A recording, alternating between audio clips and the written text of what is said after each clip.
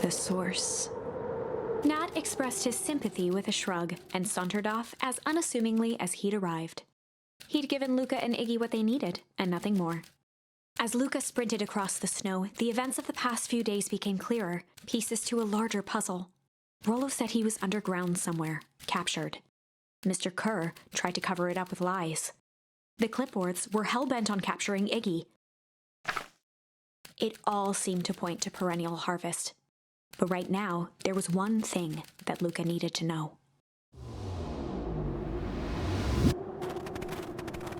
Luca stopped dead in his tracks.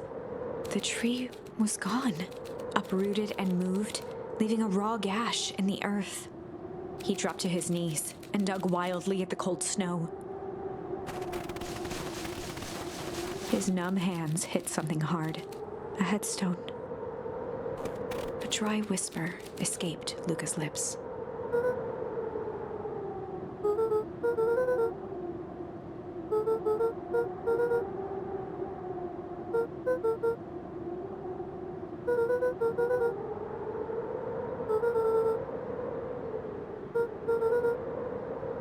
There was no reply, just snow-covered silence.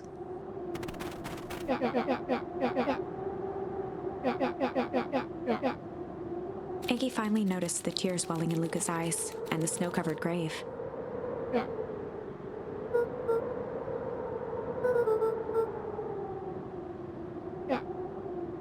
Suddenly, they heard the crunch of approaching footsteps in the snow.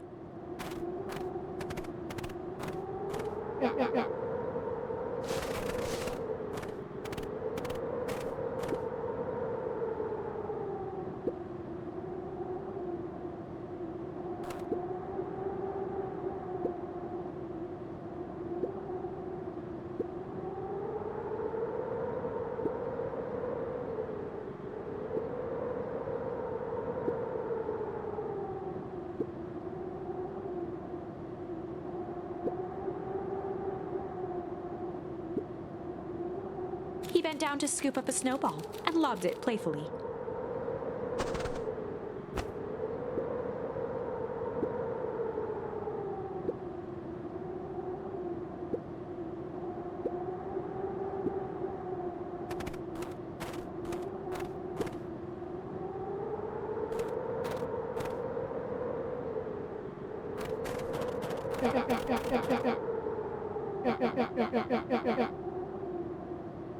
Luca stuttered through heaving sobs.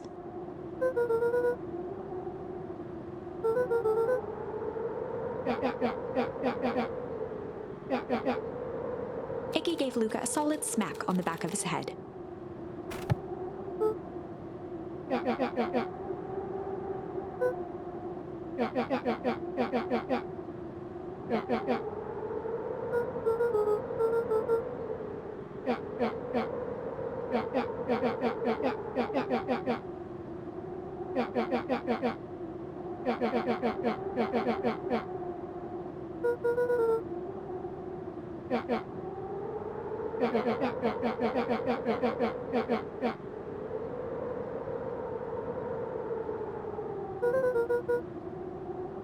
Luca wiped his eyes with a sleeve.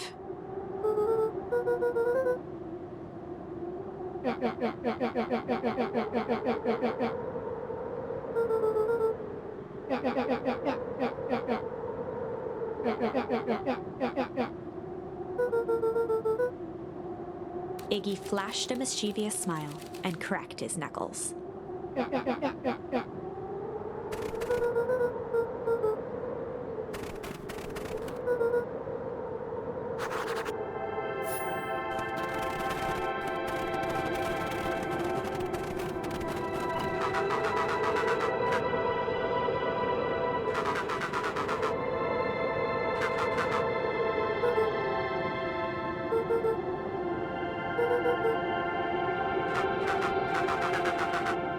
Iggy and Luca shared a skeptical look.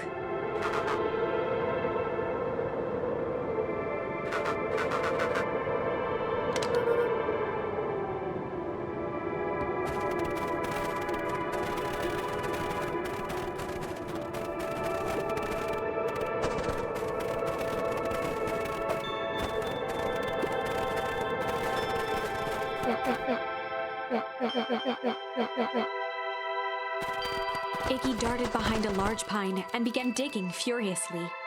He emerged holding a shoebox with a crude skull painted on its lid.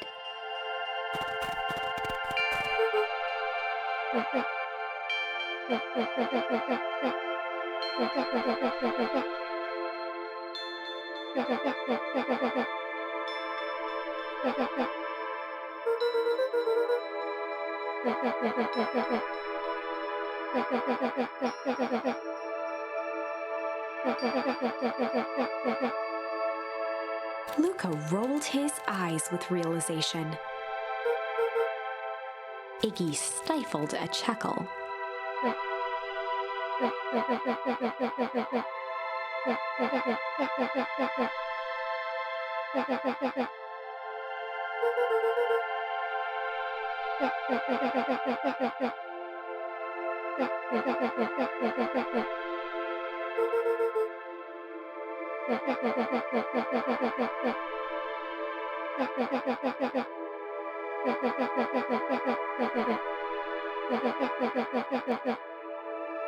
Iggy triumphantly raised the shoebox.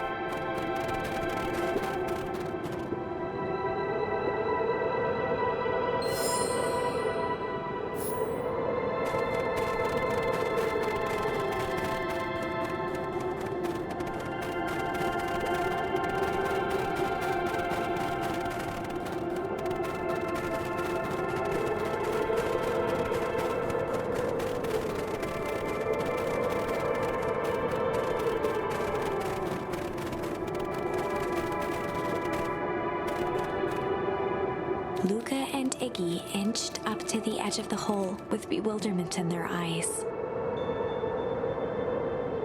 Arctic air breathed out of the cavern in heaving gusts.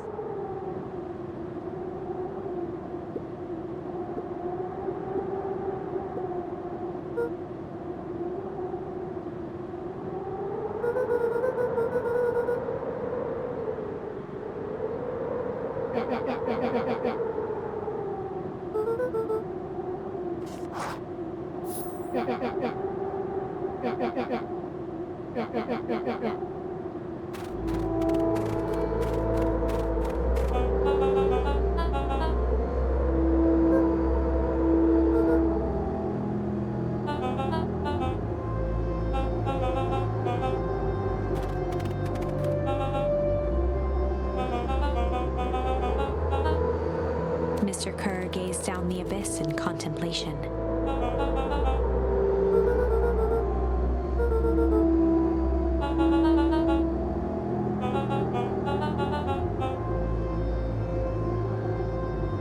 Kerr scratched the back of his head.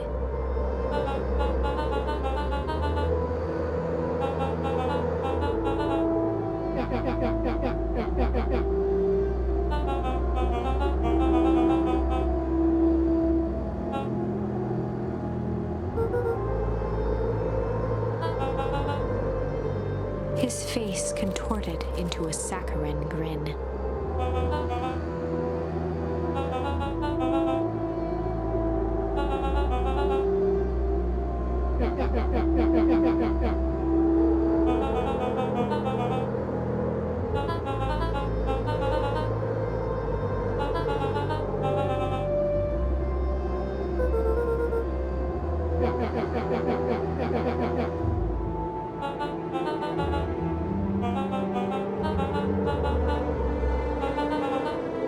Kerr snapped his fingers.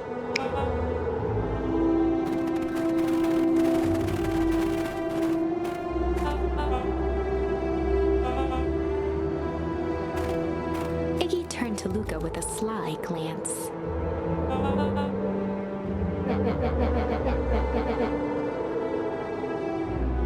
Iggy waved the box into the air, threatening to drop it down the hole.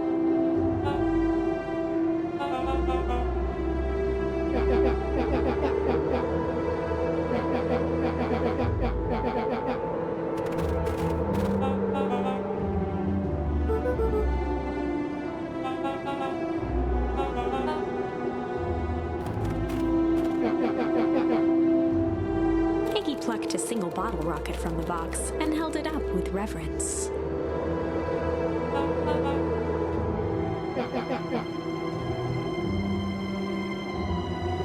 After a long pause, Mr. Kerr flung up his hand with frustration.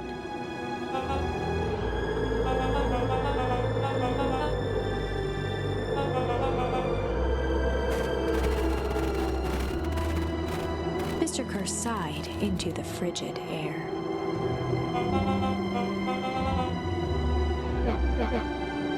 With a nonchalant flick, Iggy tossed the firework into the hole.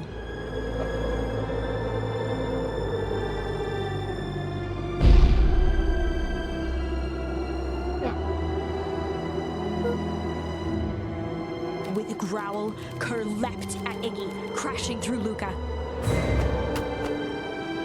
Iggy tried to twist away, but in the struggle they both tumbled over the side.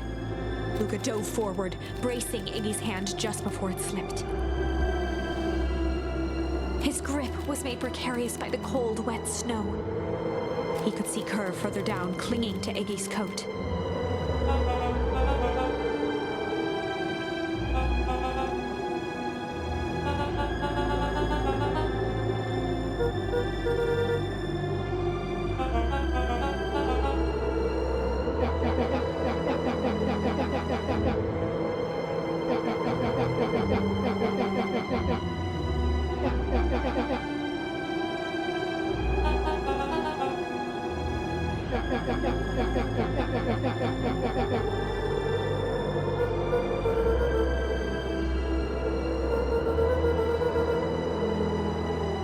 Mr. Kerr gasped with insult.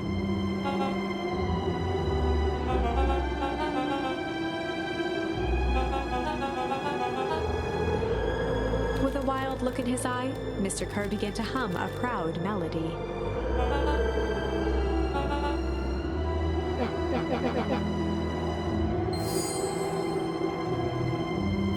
Luca's hand began to cramp. His voice began to crack.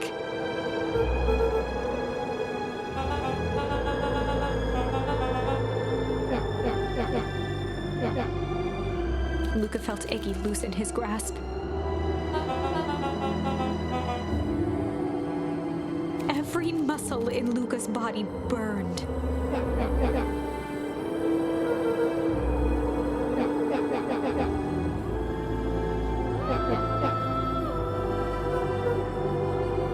Luca felt his hand slipping.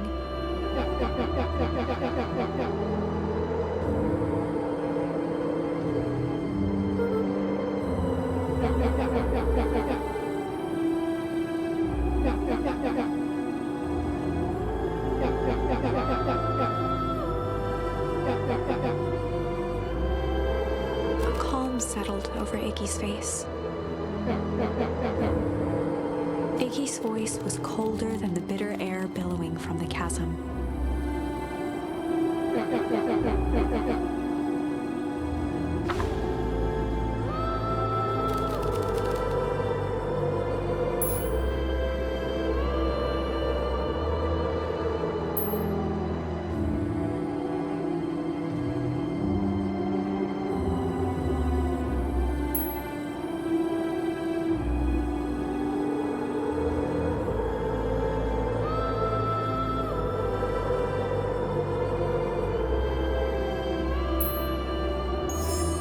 Luca had no choice but to accept Iggy's request. With a quiet blink, Luca watched a teardrop sail down into the howling void. As his fingers slowly gave up, he met eyes with Iggy.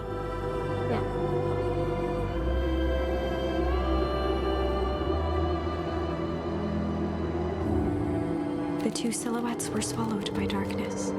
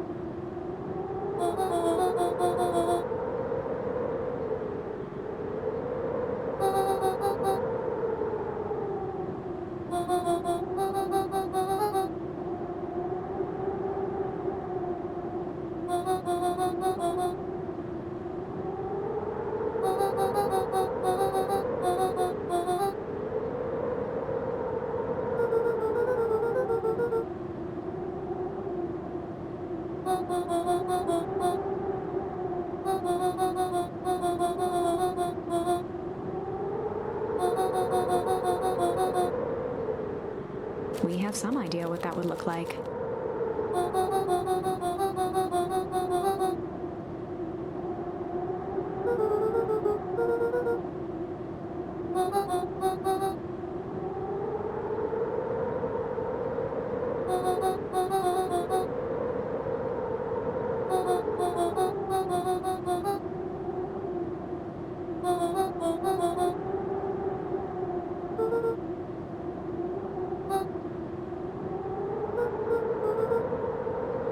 A fierce twinkle flashed in Nat's eyes.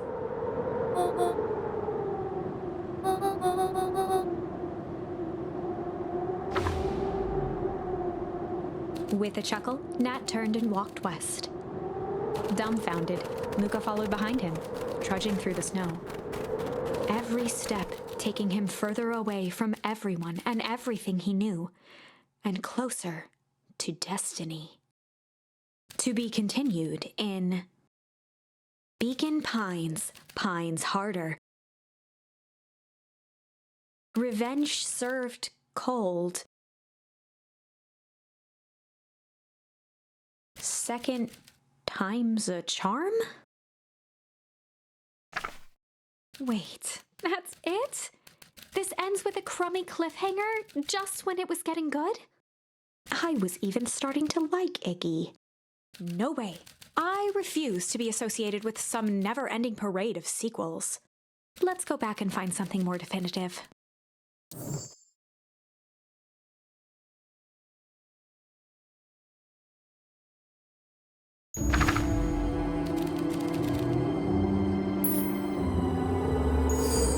Luca had no choice but to refuse Iggy's request. He tightened his grip and reached for the walkie-talkie in his pocket. A wild delight crept onto Mr. Kerr's face. That's a good lad. Now, radio for help. Iggy begged Luca with his eyes one last time, but Luca pressed the button and called out. We need help. Mr. Kerr is in danger. It wasn't long before they were once again surrounded by clipboards. Mr. Kerr sighed with relieved frustration. There you are.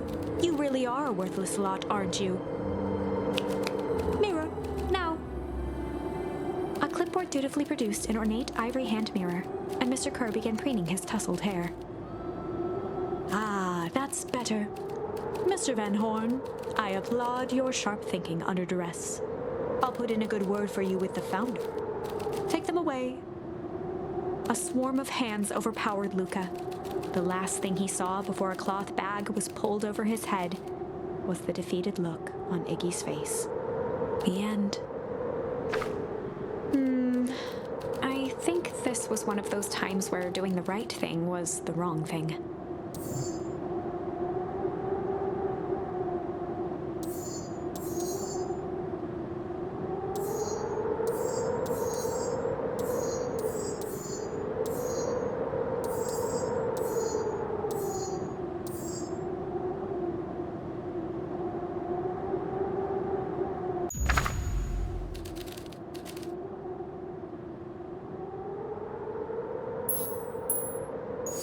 And in the stillness, he began to hum.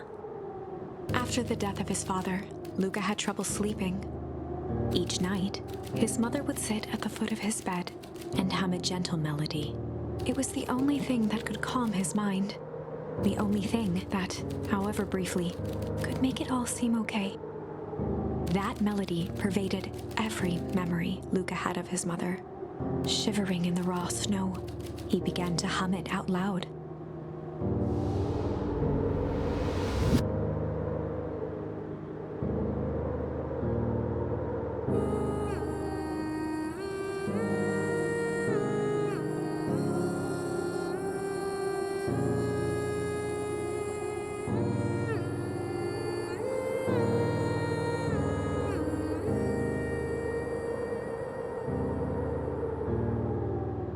Gran lowered the torch, listening closely. As recognition slowly set in, her heart sank.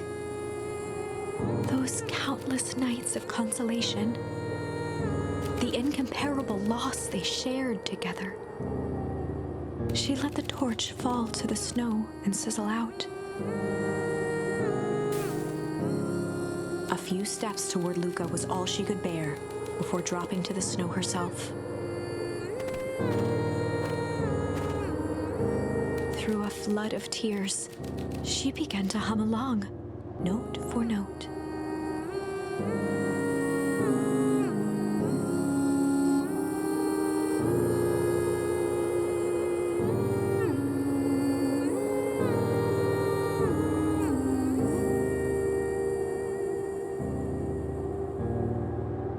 Luca lifted his head in astonishment.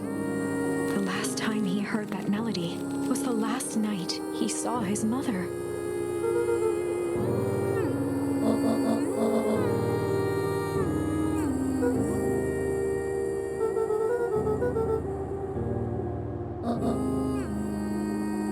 Luca blinked through blurry, watery eyes, trying to see more clearly. He could just make out the impression of a familiar face. He peered across the snowscape at the woman on her knees. Something about her was undeniably his mother. Only smaller, older, changed.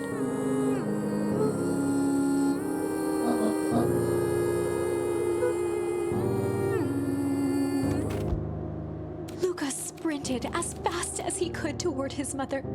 They held each other close, and the cold retreated from their bodies.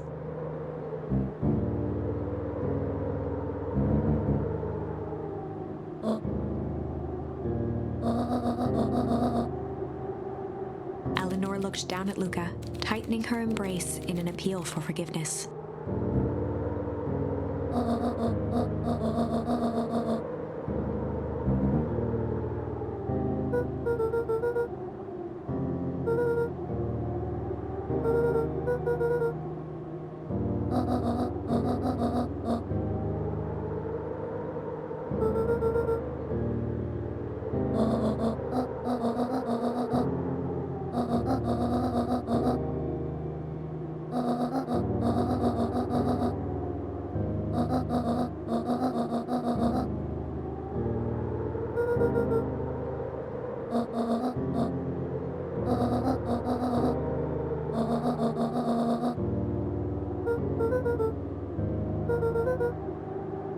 Joseph slumped into the cold, wet snow.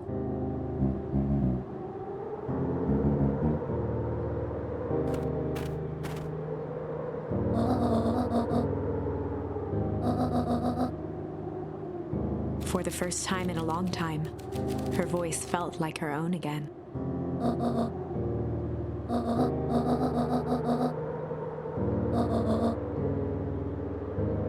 Luca gazed down at Nuncreed with pity. He looked small. Joseph stared into the snow, as if searching it for answers.